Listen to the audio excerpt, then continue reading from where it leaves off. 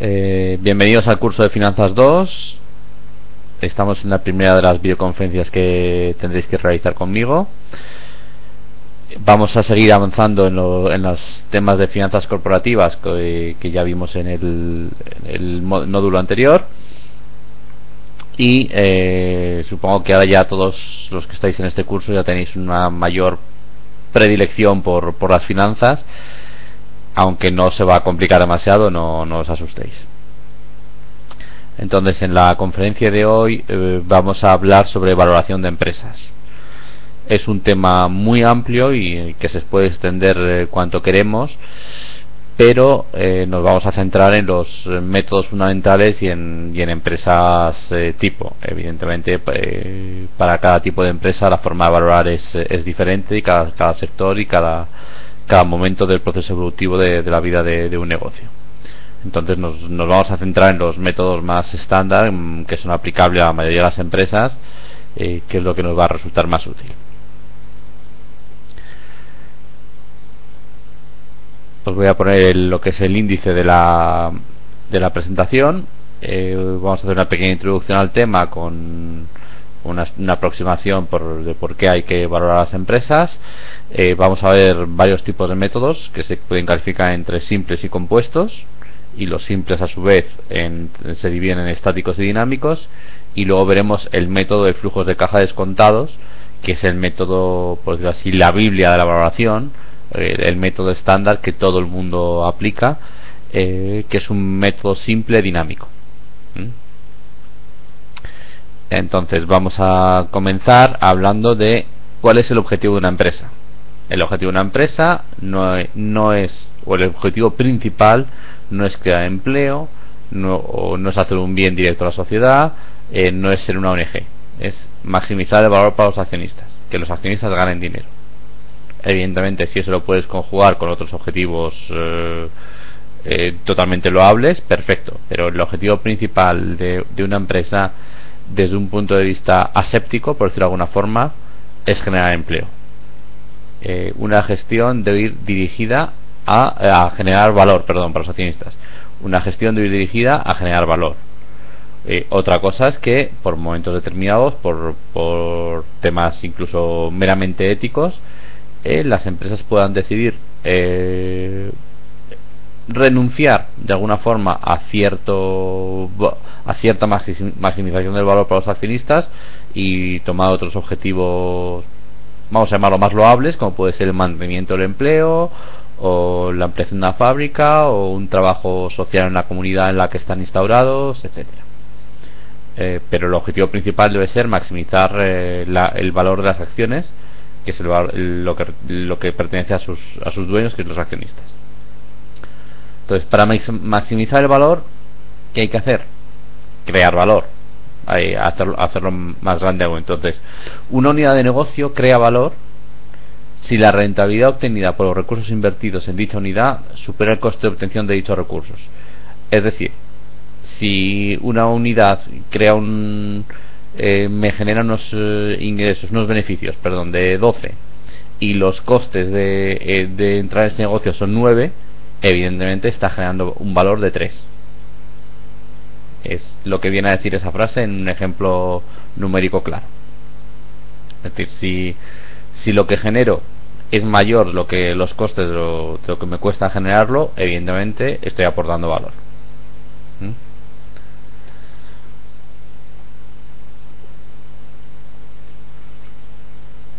Ya vamos a ver un poco la presentación de la clasificación de métodos. Los métodos se clasifican en primer lugar en simples y compuestos, y los simples pueden ser estáticos o dinámicos. Entonces, métodos simples se llama a estos métodos a los que solo toman un concepto o un criterio para valorar la empresa. Es decir, los métodos simples estáticos toman lo que es la situación hoy día, como si fuese una foto hoy día, y los dinámicos las expectativas futuras, y normalmente las suelen traer a fecha de hoy, es decir, lo que espero ganar el año que viene, el siguiente, y lo traigo a fecha de hoy. En cambio, los métodos compuestos muchas veces combinan presente y futuro del negocio, combinan una foto de lo que es hoy la empresa con un vídeo, por vamos a llamarlo de alguna forma, de lo que se espera que va a pasar en el futuro. Los métodos compuestos, aunque se llamen compuestos, no quiere decir que sean ni más difíciles ni más perfectos, como muchas veces suele ocurrir en otras clasificaciones, que cuanto más tarde y más complejo parece ser que la definición es mejor. De forma general, yo os he dicho que el método que se suele utilizar es el método de flujos de caja descontados. Luego, también en cuanto a valorar una empresa, hay que distinguir muy bien entre lo que es valoración y lo que es precio. Aquí vamos a aprender a valorar un negocio. El precio es una cosa que determinan entre el comprador y el vendedor, independientemente de lo que valga el negocio. En teoría debe estar relacionado, pero ahí ya influyen muchas condiciones subjetivas de necesidad de vender o necesidad de comprar para una rebaja. Es decir, antes de ayer un jersey en el Corte Inglés valía 30 euros y hoy vale 20, y el valor del jersey es el mismo. ¿Qué ocurre? El precio ha cambiado porque hay más necesidad de vender por parte del Corte Inglés, porque se está acabando la temporada invernal y ya no ve que hay menos posibilidades de vender ese negocio que sería el jersey, y dice bajo el precio para poder tener más facilidad para venderlo. Pero el valor del jersey es el mismo, te abriga exactamente lo mismo hoy que la semana pasada, pero su precio es diferente. Es para que veáis con un ejemplo muy sencillo y con una tontería la diferencia entre lo que es precio y valor. Aquí lo que vamos a aprender es a valorar un negocio, que evidentemente todo comprador y todo vendedor, antes de entrar en la negociación para poner un precio, deberán determinar cuánto vale para cada uno de ellos el negocio, y a partir de ahí negociarán el precio. Por eso digo que es un tema ahí que influyen muchos más puntos subjetivos. También comentaros que en la valoración de un negocio normalmente no se tiende a llegar a un precio determinado, a una valoración con un número exacto, sino normalmente se suele hacer en rango. Es decir, este negocio pues vale, no se llega a decir vale 10, se dice vale un rango entre 9 y 11 en función de estos criterios y demás. Se suele dar un rango relativamente cerrado. Sí es verdad que en algunos procesos judiciales, etcétera, se exige un valor exacto, o los peritos suelen dar un rango de valoración, y el juez determina dentro de ese rango cuál es el valor que considera más adecuado según los criterios que decida utilizar. Al final, si hay un juicio, por ejemplo, en el que hay que determinar el valor de una empresa, pues el juez al final tiene que llegar a un valor exacto, no puede decir un rango entre 9 y 11 si hay que hacer indemnizaciones y demás. Entonces, los peritos suelen presentar sus informes y suelen dar un rango de valor.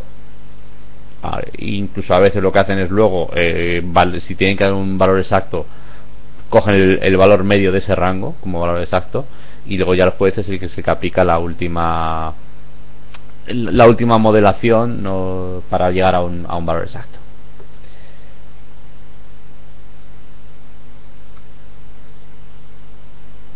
Ya vamos a comenzar a hablar de algunos métodos en concreto, y luego comentaremos también algunas empresas específicas qué tipo de método es más adecuado, aunque ya os digo que en la mayoría de los casos el método de flujos de caja descontados es el que habitualmente se suele utilizar en el 99% de los casos.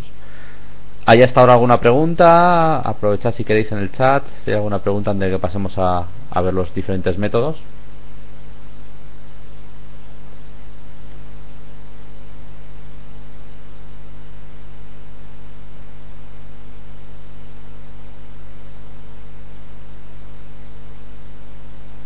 No hay preguntas, de acuerdo. Pues pasamos a ver entonces la clasificación de los métodos entre simples y compuestos.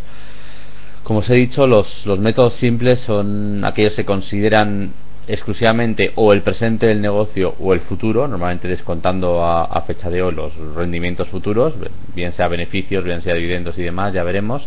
Y los métodos compuestos son aquellos que combinan parte de presente y parte de futuro. Entonces vamos a comenzar a hablar de los métodos simples, y que, como habéis visto en el punto anterior, se pueden clasificar entre estáticos y dinámicos. Estáticos son aquellos métodos que utilizan, por decirlo así, una foto de hoy, una foto de cómo está el negocio hoy, y aparte de ahí se obtiene la valoración. Entonces, el primer valor, la primera forma de método de valoración es el valor teórico contable, que consiste simplemente en tomar un balance de la sociedad a fecha de hoy y ver el valor teórico del negocio en la sociedad, es decir, coger el activo y restarle los recursos ajenos o el pasivo exigible. Entonces, bueno, como veis aquí abajo en la fórmula, activo contable menos pasivo exigible. El patrimonio neto, valor teórico contable de recursos propios de un negocio, en la definición. Entonces, es un método extremadamente sencillo. Todo el mundo tiene acceso a los balances de una sociedad, están publicados por el registro mercantil y se pueden obtener. Incluso muchos de vosotros sabréis que hoy día hay muchísimas empresas que a través de internet, por un precio muy bajo, te permiten acceder a los datos de las empresas, a los balances y a las cuentas de ganancias y demás, y creo que suelen cobrar unos 5 o 10 euros más o menos, Entonces es una forma muy cómoda y si necesitas analizar una empresa con urgencia, los primeros inputs, que son la cuenta de pérdidas y ganancias del balance, los tienes de forma casi inmediata en el ordenador. Evidentemente, ¿qué problemas tiene este método? Y es que la valoración de muchas cosas que aparecen en el balance, el precio al que están valoradas en balance no es real, no es la realidad. Como muchas veces hemos visto, como os comentaba, un ejemplo de un edificio o unas oficinas. Las mismas oficinas pueden valer para una empresa 1 millón y para otras empresas 10 millones en función de cuándo los haya comprado. Os recuerdo que en la contabilidad los activos se valoran a coste histórico. Entonces, si una empresa compró las oficinas hace 40 años, las compró por un precio muy bajo, las tendrá en balance a un precio muy bajo y encima las tendrá en gran parte amortizadas. Por tanto, el valor neto de las oficinas, el valor del activo menos su amortización, va a ser muy bajo, cuando esas oficinas posiblemente tengan un valor en mercado muchísimo mayor. Entonces, eso crea una disfunción o una diferencia con la realidad. La contabilidad está muy bien para su utilidad, para lo que sirve, pero para valorar una empresa es un input bueno, pero puede llevar a numerosos errores. Entonces hay que hacer, se puede partir de ella, pero hay que hacer numerosos cambios y adaptaciones. Entonces podemos pasar al segundo método, que es el activo neto real, que es el valor contable de los fondos propios corregido por las plusvalías o minusvalías que pudieran ponerse manifiesto a la fecha de referencia, incluyendo el efecto fiscal. Es decir, este método que te dice, yo parto del balance y a partir de ahí cojo cada partida del activo y del pasivo y saco del balance su valor contable y meto en el balance su valor real de mercado. Es decir, el caso que estaba poniendo de la empresa, que imaginaos que en el año 80 compró unas oficinas por 10 millones de euros y que las ha amortizado, la amortización acumulada es 5 millones, esas oficinas en el balance están valoradas a 5 millones, mientras que es posible que si el mercado valen, por poner un ejemplo, 20 millones, con este método, el activo neto real, lo que haríamos es quitar el balance, reducirlo en 5 millones, que es el valor neto contable de ese activo, y añadir 20 millones porque es su valor de mercado, incluyendo el efecto fiscal. ¿Esto qué significa? Si la empresa tiene unas oficinas valoradas en 5 y realmente valen 20, si vendiera esas oficinas en 20, tendría una plusvalía de 15 millones. Sobre esa plusvalía tendría que pagar impuestos. Por tanto, ¿qué meteríamos? Sacaríamos 5 millones del balance, meteríamos 20 menos los impuestos sobre esa plusvalía. La plusvalía sería 15, 20 menos 5, y los impuestos, si asumimos un 30%, pues estamos hablando de prácticamente 5 millones, no llega. Entonces, sí, son 4 millones y medio. Entonces, realmente entraría en balance 20, pero saldrían 4 y medio de impuestos, con lo cual el efecto sería 11 millones y medio. Como a lo mejor han sido muchas cifras así de golpe que he ido haciendo sobre la marcha, os lo repetimos lentamente para que quede más claro. Imaginad que tenemos 5 millones en las oficinas valoradas a 5 millones de valor neto en el activo, 10 millones de valor bruto menos 5 amortización, 5 millones de neto. Su valor de mercado es 20.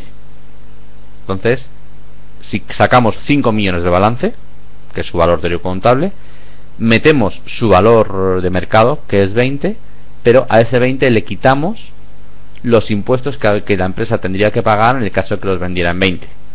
Entonces, a ese 20 le quitamos el 30% de la plusvalía. La plusvalía es 15 y el 30%, pues en ese caso es 4,5. ¿De acuerdo? Entonces, en ese caso sacaríamos 5 y entrarían 15,5.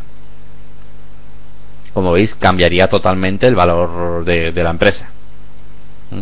Entonces, aquí los efectos que os he comentado, hay dos partes. Lo que es el pasivo, los activos inmobiliarios y financieros se valoran a su valor de mercado, que es su valor de realización, y los activos en explotación por su valor operativo. Es decir, los activos en explotación podemos entender aquellos activos más afectos al negocio. Es decir, si una empresa se dedica a fabricar, no sé, una cementera, a fabricar cemento, evidentemente el camión hormigonera necesitas tenerlo.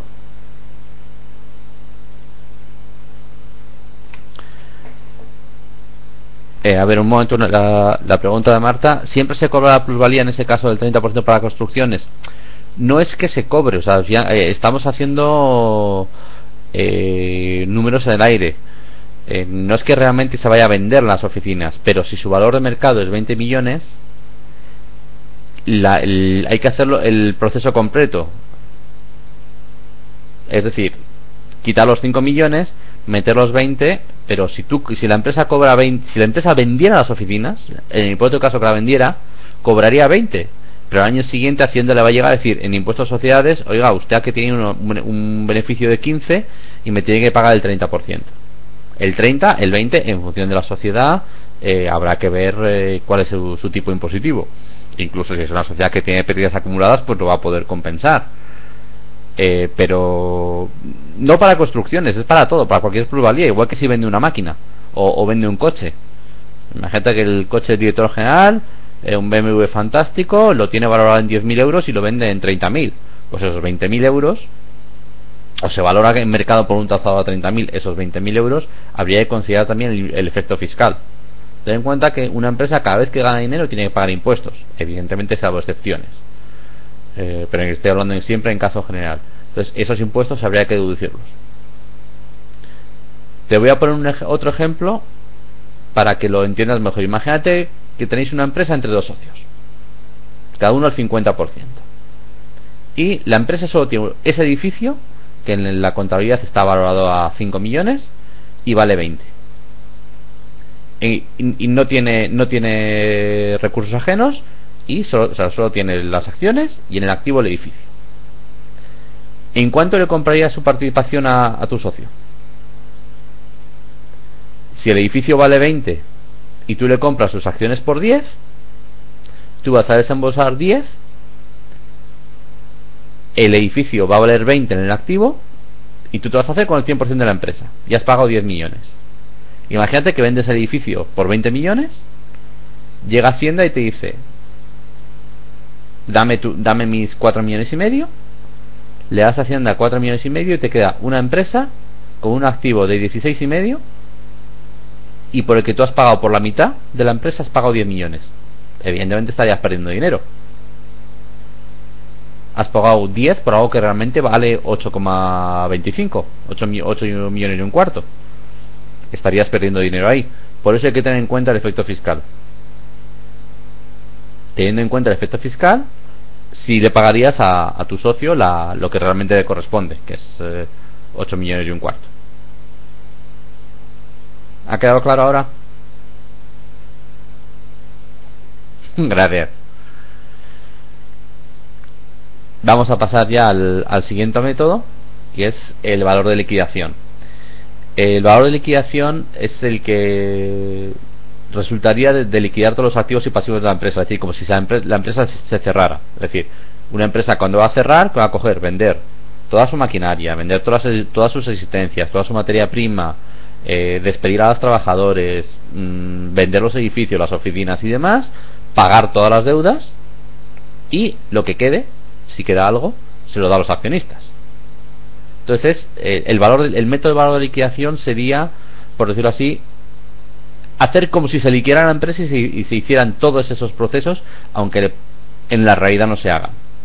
Entonces, muchas veces el método de valor de liquidación, muchos autores dicen que es el valor mínimo de la empresa. Es decir, si tú tienes una empresa que se la liquidas, al final los accionistas ingresan 10, cualquier otra valoración que sea inferior a esa te va a decir, mira, merece la pena liquidar la empresa y dedicar el dinero a otra cosa. Es por eso por lo que dicen que el valor de liquidación es el mínimo. Evidentemente, al calcular un valor de liquidación siempre hay muchas estimaciones. Es decir, tú tienes unas oficinas que dicen las oficinas pueden valer 10, si las vendo voy a conseguir que me paguen 9 o 8,5 por ellas, pero estás estimando que te van a pagar eso. A lo mejor luego solo encuentras 7. Entonces es el riesgo que tiene. Pero sí es verdad que utilizar el método de valor de liquidación de una forma conservadora, es decir, oye, voy a poner precios, por decirlo de alguna forma, de rebajas, precios de derribo, porque son cosas que necesito vender, sí puede dar un valor mínimo del negocio, porque cualquier otro valor inferior a ese te va a merecer la pena liquidar el negocio. Eso sí es verdad. Y hay que tener en cuenta todo: el efecto fiscal y gastos en que se incurre en una liquidación que no se incurre en condiciones normales. Le hace la indemnización por despido de empleados, si tienes acuerdos de compra firmados con proveedores que tengas que, por romperlos, tener que compensarlos, etcétera, todo eso. Entonces es un método que para empresas medianas y grandes es complejo. Al final siempre se te queda algo por alguna esquina. Entonces es un método que hay que cogerlo con precaución.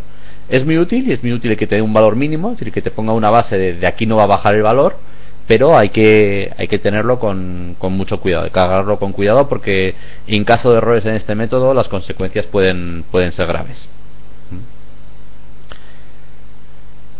Entonces, evidentemente, el método de liquidación es el que realmente se usa para valorar empresas que sí se van a cerrar, es el más adecuado, y muchas veces ocurre en muchos juicios o en temas de suspensión, concurso de acreedores y demás. El método de liquidación es la primera valoración que se realiza. De acuerdo, pues ya hemos visto los métodos simples estáticos. Vamos a pasar a los métodos simples dinámicos, que, a diferencia de los estáticos, que eran la foto en un momento determinado, por ejemplo, partíamos del balance en el valor teórico contable, o el balance con modificaciones, el activo neto real y en el valor de liquidación. En los dinámicos lo que hacemos es nos traemos a fecha de hoy cosas que esperamos del futuro.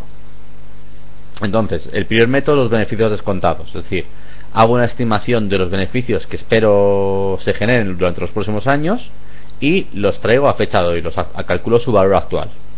Entonces, el valor del negocio es el valor actual de los beneficios futuros proyectados. Para calcular esto, evidentemente se utiliza el beneficio neto, porque es el beneficio que realmente pertenece a los accionistas. Si parte de beneficios antes de impuestos, parte del beneficio corresponde a Hacienda. Y como estamos hablando del beneficio de los accionistas, la tasa de autorización que se utiliza es el coste de los recursos propios, no entra el coste de los recursos ajenos. ¿Problemas que tiene este método? No sé si los llega a colocar aquí o no. Sí, inconvenientes. El beneficio contable está afectado por los criterios contables que se utilicen, es decir, dependiendo cómo se haga la amortización, cómo se valoren las existencias, por qué método y demás, el beneficio contable varía mucho. Por tanto, si el beneficio contable varía, una valoración que está basada en el beneficio contable también va a variar. Entonces dependiendo cómo se haga la contabilidad, se pueden obtener valoraciones muy diferentes por este método.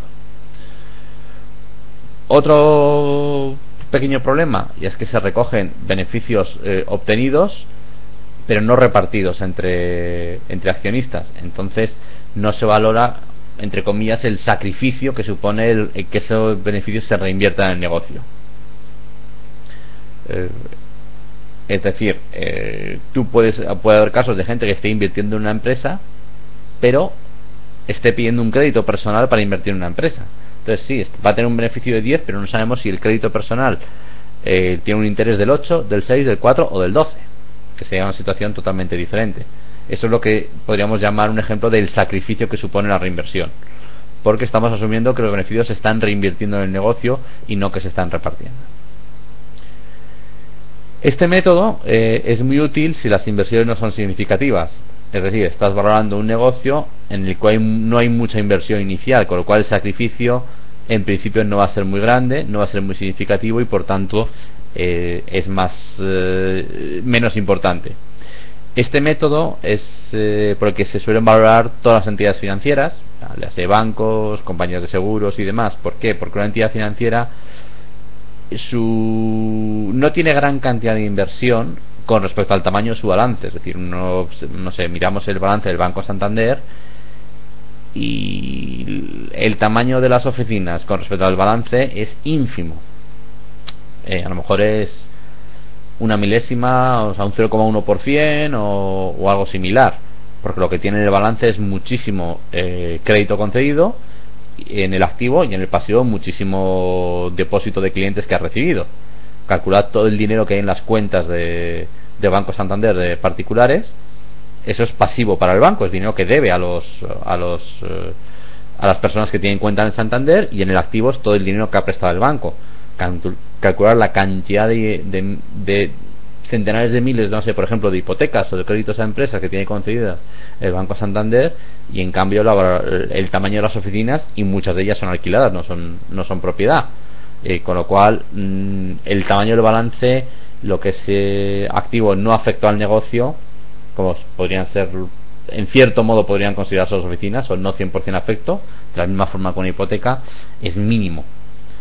Y este método es muy útil para valorar este tipo de empresas. Lo mismo que una compañía de seguros, que lo que tiene es 4 oficinas, y realmente lo que tiene es un montón de primas de seguro que va recibiendo e indemnizaciones que paga o por daños que se produzcan en los siniestros de coches, de edificios, lo que sea. Por eso este método es muy muy útil para ese tipo de empresas. Evidentemente, una empresa industrial que, no sé, que fabrica cualquier producto se pueda ocurrir, no sé, que fabrica desodorantes, pues en el tamaño del balance a lo mejor lo que son inmuebles representan el 20 o el 25% del activo, y la maquinaria otro tanto, o incluso más. Su balance es totalmente diferente al de un banco. De hecho, uno de los ejercicios que tenéis en el temario es, si no recuerdo mal, son 4 o 5 balances de diferentes empresas, y que, entre comillas, es un juego, juguéis a adivinar a qué tipo de empresa corresponden. Lo que busco es esto precisamente, que podáis distinguir entre un balance de un banco, un balance de una empresa que acaba de empezar a funcionar, una empresa de producción industrial, un balance de una empresa de producción industrial que lleva mucho tiempo funcionando, un balance de una empresa de servicios. Es lo que se busca con ese ejercicio, para que la foto son totalmente diferentes y que seáis capaz de distinguirlas.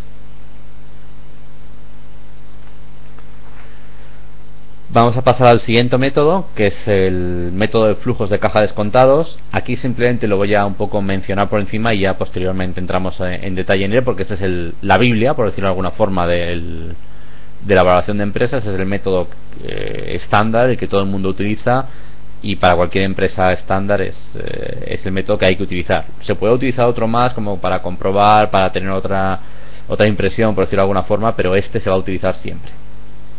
Entonces, el método del flujo de caja descontados es el valor de negocio, es el que resulta de la actualización de los flujos de caja futuros disponibles para remunerar capitales propios y ajenos. Es decir, en el método de beneficios se actualizaba solo el beneficio después de haber pagado a recursos ajenos y demás. En este caso se actualiza todos los flujos de caja libres, y ahí se paga a los recursos ajenos, a la deuda, y el resto lo que queda para recursos propios. Entonces veis, valor de activos en explotación de la empresa es el valor actual de los flujos de caja futuros, y eso va a ser el valor de la deuda más el valor de los recursos propios. Vamos a dejarlo por ahora aquí, este método, y vamos a terminar con el resto de métodos, y ya luego pasamos a comentarlo en más profundidad. Otro método de valoración simple y dinámico es el dividendo descontados. En el primer método que hemos visto, el de beneficios descontados, actualizábamos el beneficio, en este caso el dividendo. el valor actualizado de los dividendos futuros a percibir por los accionistas. A muy largo plazo, este debe tender a ser similar con el de beneficios descontados, porque al fin y al cabo a muy largo plazo los beneficios se van a distribuir a los accionistas. Este método es sobre todo muy útil para valorar cuando se tienen participaciones en empresas en las que no se tiene capacidad de decidir. Es decir, si yo soy accionista de una empresa pero no tengo capacidad de decidir qué dividendo va a repartir y qué parte del beneficio va a repartir como dividendo y qué parte se va a quedar en la empresa retenido como reservas, pues al fin y al cabo el rendimiento que yo obtengo, salvo que venda las acciones, es el dividendo que percibo. Y si no tengo poder de decisión en cuánto dividendo se va a repartir, este método es más adecuado. Si tengo poder de decisión, el de beneficios, por ejemplo una empresa familiar con un único dueño, una familia dueña que estén todos de acuerdo, actualizar los beneficios, como el dividendo lo va a poner cambiar a su manera según decidan, actualizar los beneficios quizás sea más correcto. Cuando yo no puedo decidir en la empresa qué dividendo se va a repartir porque soy minoritario, el de dividendos es el más adecuado.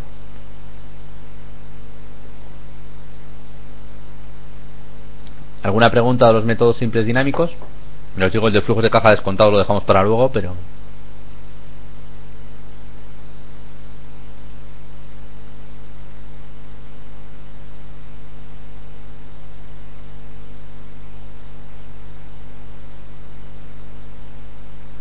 no hay dudas, pues pasamos al siguiente método. Ahora ya pasamos a los métodos compuestos,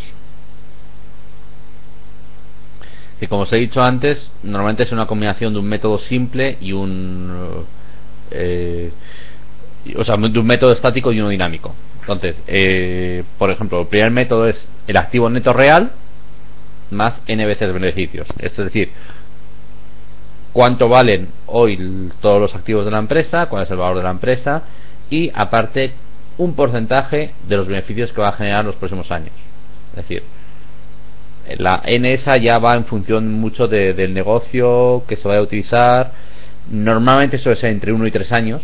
Se incluyen los beneficios entre 1 y 3 años, porque básicamente se estima que y hay que estar a cada caso, pero bueno, se estima que el activo neto real no tiene por qué bajar de valor, y como al fin y al cabo los beneficios de los próximos años es algo que más o menos puedes estimar, pues incluir los beneficios de 1, 2, 3 años es algo razonable, sumárselos al activo neto real.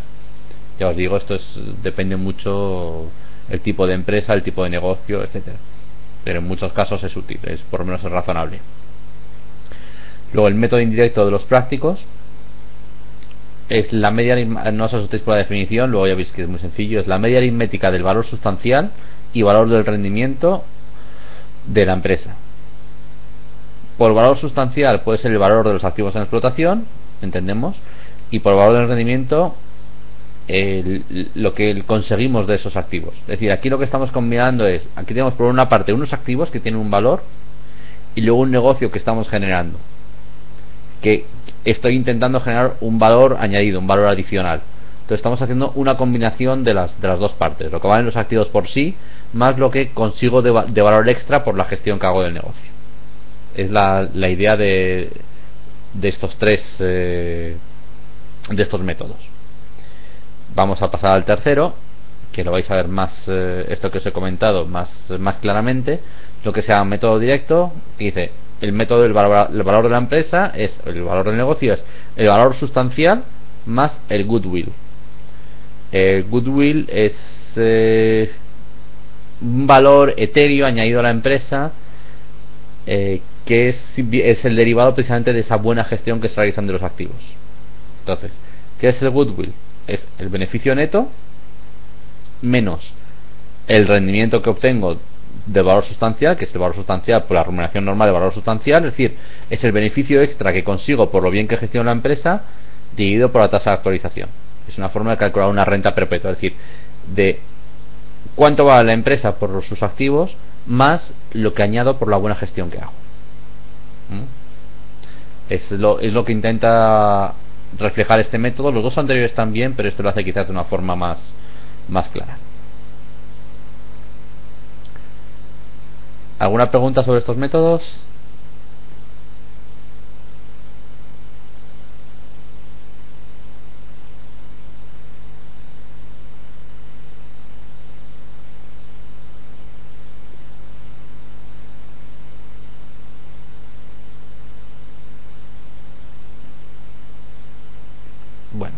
vamos a pasar entonces ya al método de flujos de caja descontados. Sí, aquí está, se me ha quedado una transparencia por ahí. Entramos en el método de flujos de caja descontados, que ya os he dicho que es el fundamental y el que todo el mundo utiliza. Entonces partimos que es el valor actualizado de los flujos de caja disponibles para remunerar los capitales propios y ajenos.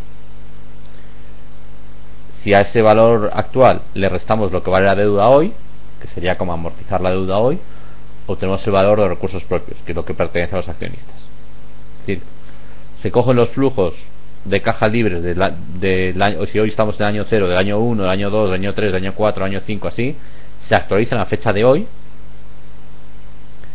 Pongamos que obtenemos un valor de 18. El valor de la deuda que tenemos hoy, el valor actual es 11. A 18 le restaremos 11, entonces el valor de recursos propios sería 7.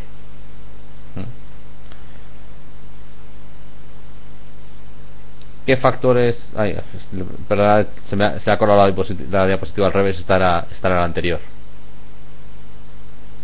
Vale. Ventajas de este método. Basa el concepto de valor en el potencial de generar recursos que tiene el negocio. Es decir, estamos estimando flujos de caja libres de los próximos años. Estamos estimando la capacidad o el potencial que tiene de generar recursos este negocio. ¿Incorpora la noción de riesgo? Sí, porque esos flujos de caja los estamos actualizando con una tasa de riesgo, que es en función, y lo veremos un poquito más tarde, en función de cada negocio se aplica una tasa de riesgo diferente.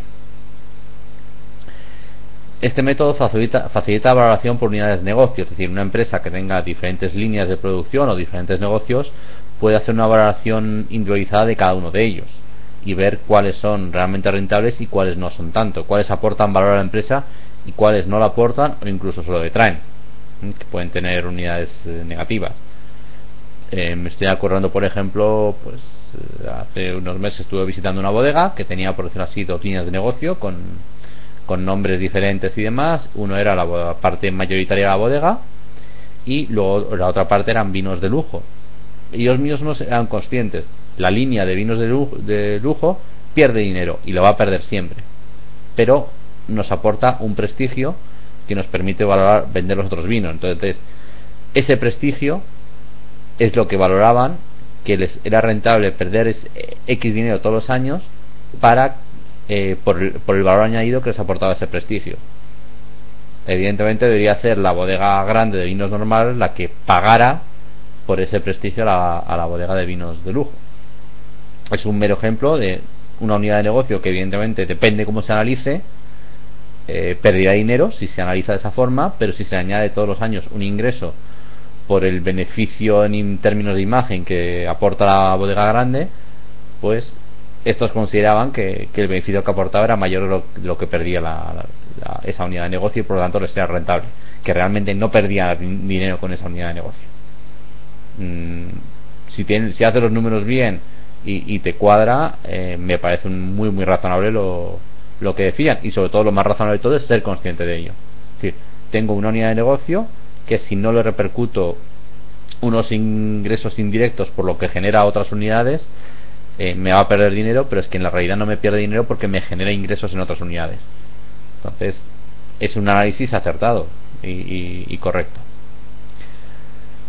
Y por último, este método, ya volviendo a la presentación, este método evita la falta de homogeneidad en la información contable, puesto que traemos todos los flujos de caja los traemos a fecha de hoy y por tanto nos es más fácil estudiarlos y valorarlos.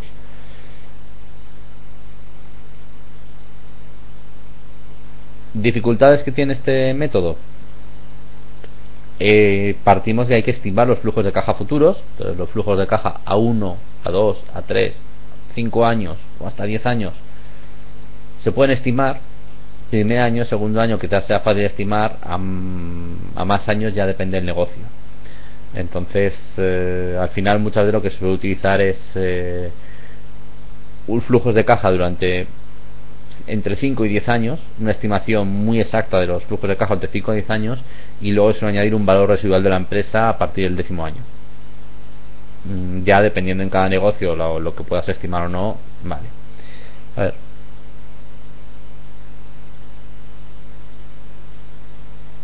el método de flujos descontados sería actualizar las deudas y los beneficios futuros. No actualizas las deudas, el valor actual de las deudas, pero no actualizas beneficios, actualizas flujos de caja, que es un concepto diferente. Lo vimos ya en Finanzas 1.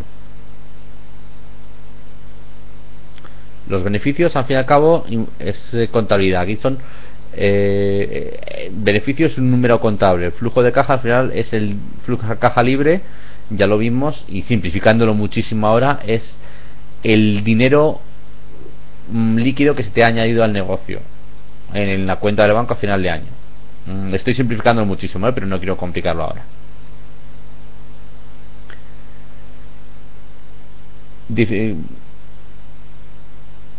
No es exactamente líquido después de impuestos. No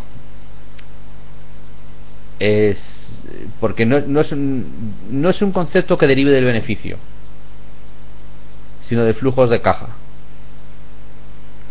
En muchos negocios, si no hay compras ni ventas de inmovilizado ni de elementos no afectos a la explotación, y si quita la amortización y demás, muchas veces coincide, pero el concepto que hay detrás es diferente.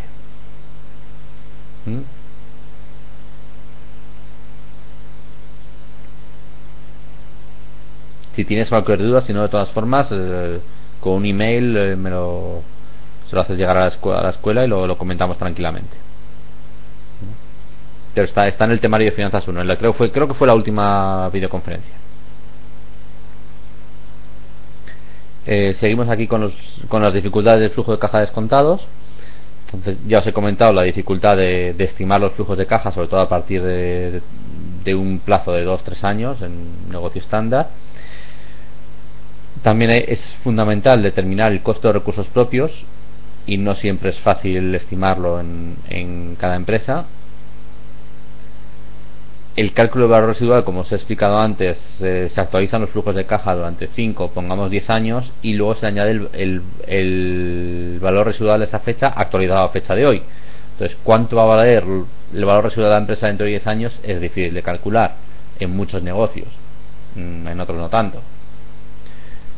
Y también la estimación de los flujos de caja, de las bases del método es que los flujos de caja se reinvierten.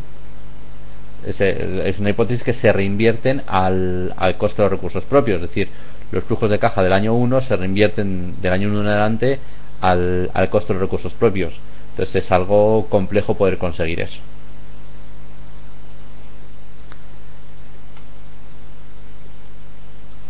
Vamos a ver un poco lo que es el desarrollo del método. A ver, los activos no afectos al negocio se valoran por su valor de mercado. Como los activos no afectados al negocio no son algo fundamental del negocio, pues se valoran lo que van en el mercado hoy día como si se vendieran. Los activos afectos al negocio, que sí son necesarios, fundamentales para poder seguir llevando el negocio, ¿cuáles son? Es el activo fijo neto de explotación, es decir, la maquinaria que está fabricando el desodorante, etcétera, y el capital circulante no financiero. ¿Qué entendemos por capital circulante no financiero? Lo que comentaba antes Marta de si los proveedores forman parte de los recursos ajenos o no. Pues en este caso no se suelen incluir, lo estaba diciendo, sobre todo cuando es una cuenta con un saldo más o menos estable, y si viene generado por unas compras estables a lo largo del tiempo y que se pagan, por ejemplo, a 90 días, pues es un capital circulante no financiero, es decir, no viene directamente del banco, sino de los proveedores. Por ese motivo a veces no se incluye. Ya os digo que hay que estar a cada caso, no hay una explicación al que siempre sirva para todos los casos.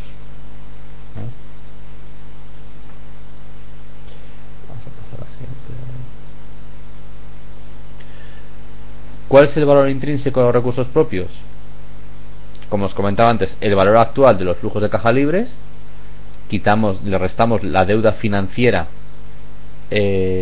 a fecha de hoy, su valor a fecha de hoy, y el valor del mercado de los activos no afectos al negocio. Es decir, ¿cuánto vale la empresa hoy?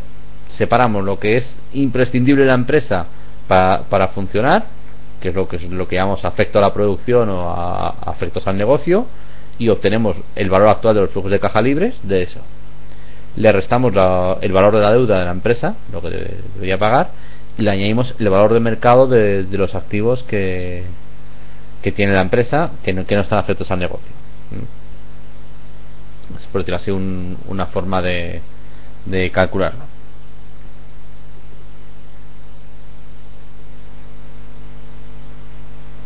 Vamos a entrar a definir, a profundizar un poquito en algunos de los aspectos de los flujos de caja. Entonces, en primer lugar, el flujo de caja libre es aquella parte del flujo de caja generado que después de haber hecho frente a las inversiones está disponible para remunerar a los suministradores de fondos.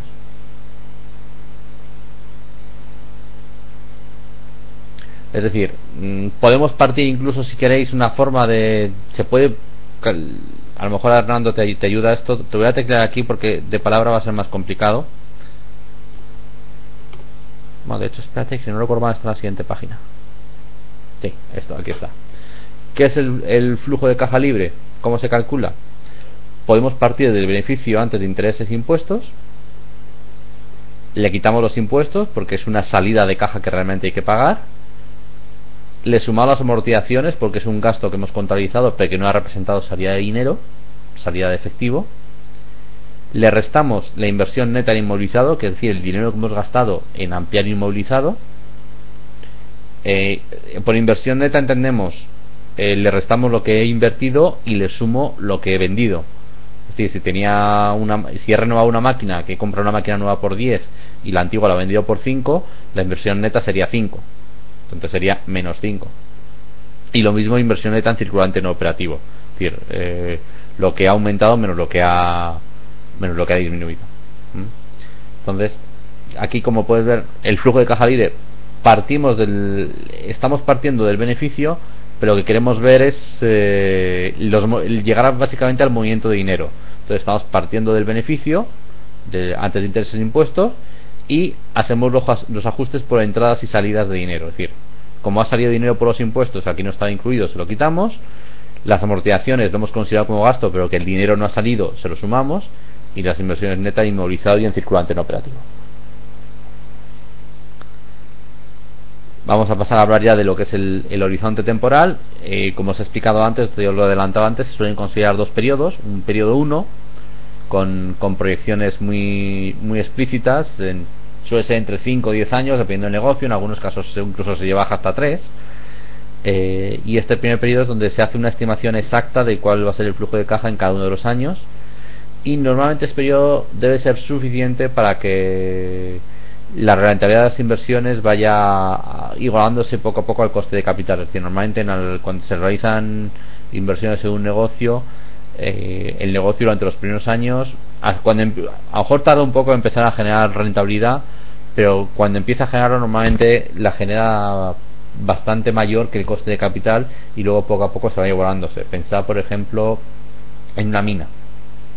Si cogemos el negocio de una mina que vamos a empezar a explotar, a lo mejor tardamos 2 años en empezar en preparar toda la mina para extraer diamantes, pero una vez que empezamos a extraer diamantes y empezamos a tener rentabilidad, los primeros años la rentabilidad suele ser mucho mayor que el coste de capital, porque accedemos a las mejores vetas, en las mejores condiciones y demás, y poco a poco esa rentabilidad va bajando y el coste de capital normalmente se mantiene estable, y por tanto tienden a igualarse. Y por eso a lo mejor una mina de diamantes, pues 10 años sería un periodo adecuado, y los primeros 2 años para preparar la mina y demás. Durante los siguientes 5 o 6 años al principio puedo tener una rentabilidad bestial que poco a poco irá bajando y igualándose al coste de capital, y a lo mejor en 10 años ya están bastante parecidos y podemos pasar al periodo 2, que se estima el valor residual de la mina dentro de 10 años, es decir, cuántos diamantes pueden quedar dentro, el coste de extraerlos, etcétera. Simplemente con esto quedaros con que hay 2 periodos. Perdona un segundo, pues se me ha caído el micro. Ahora, que hay 2 periodos y que bueno, en función de cada negocio, el periodo 1, que es el que hay que hacer proyecciones explícita, puede ir entre 3, 5 y 10, máximo 20 años. 20 años ya es mucho plazo. pero en algunos negocios es razonable. Y que luego se hace la estimación del valor residual de la empresa y la estimación del valor residual al final del primer periodo, y luego se actualiza ese valor a fecha de hoy. Pasamos ya al último comentario, que es la tasa de actualización, que se utiliza como el flujo de caja libre se utiliza para valorar recursos propios y ajenos. Recuerdo que se actualiza el flujo de caja a fecha de hoy y de ahí se deduce el valor de la deuda.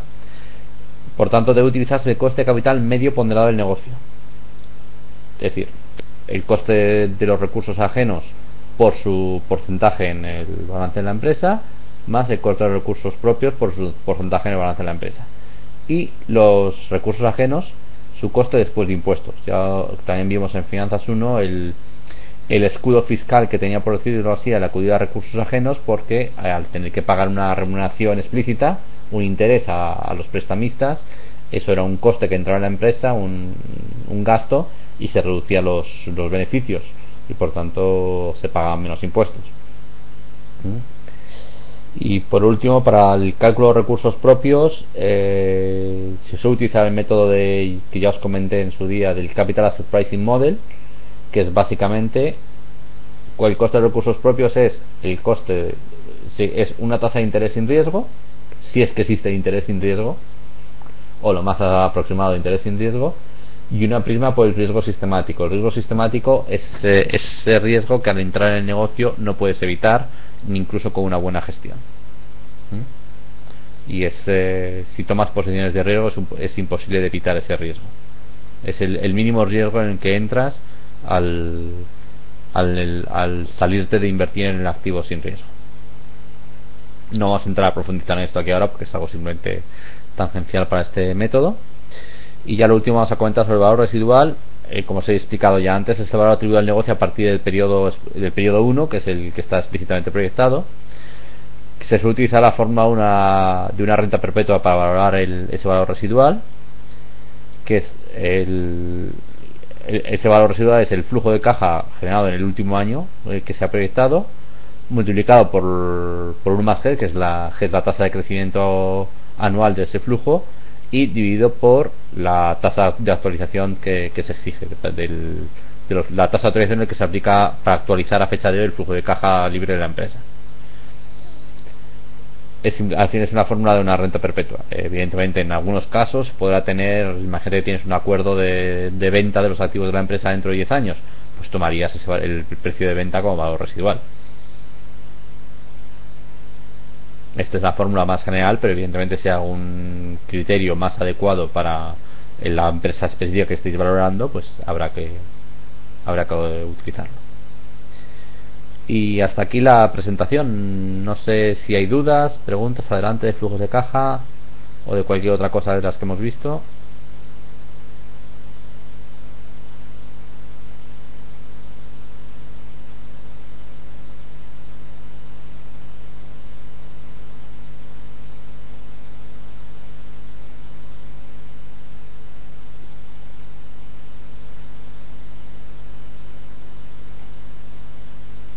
¿No hay dudas? Es el método aplicado en los primeros ejercicios. Espérate, tengo que ver cuáles son los primeros ejercicios.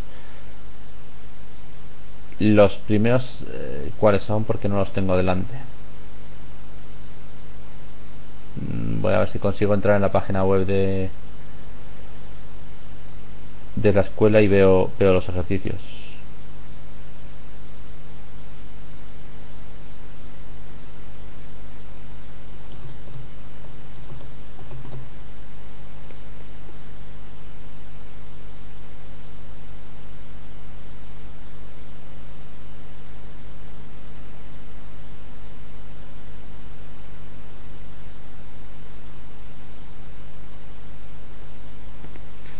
A ver, en el primer ejercicio de los 5 balances de empresas que os he dicho, se os pide calcular el valor contable de las empresas. Por tanto, simplemente partir del balance.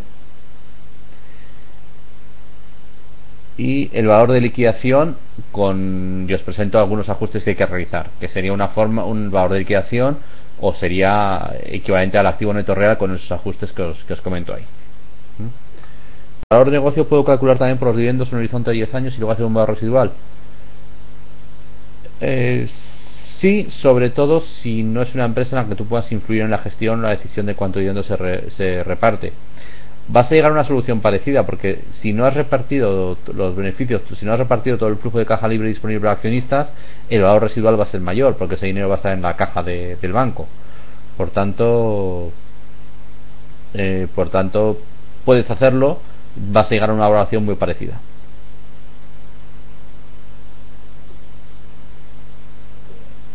A ver, eso de es PPR el ejercicio 2 es por el ejercicio 2. A ver, deja un segundo que vea el ejercicio 2.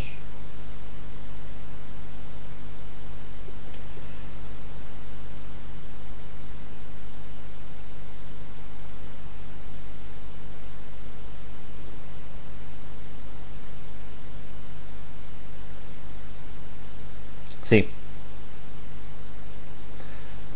Si la pregunta es por el ejercicio 2, sí. En ese caso sí, porque estamos en una empresa en la que los accionistas no tienen capacidad de decisión de cuánto dividendo se reparte.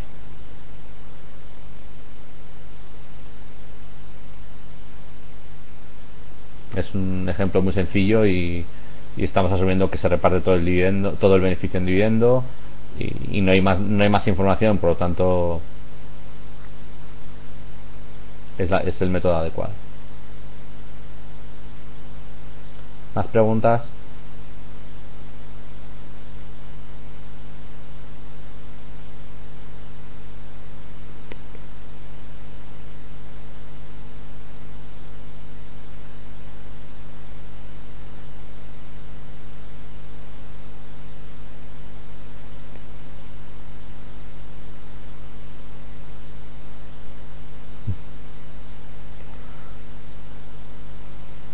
Más vale quebrar la empresa en un papel que en la realidad, y sirve estupendamente para aprender, así que eso no es malo.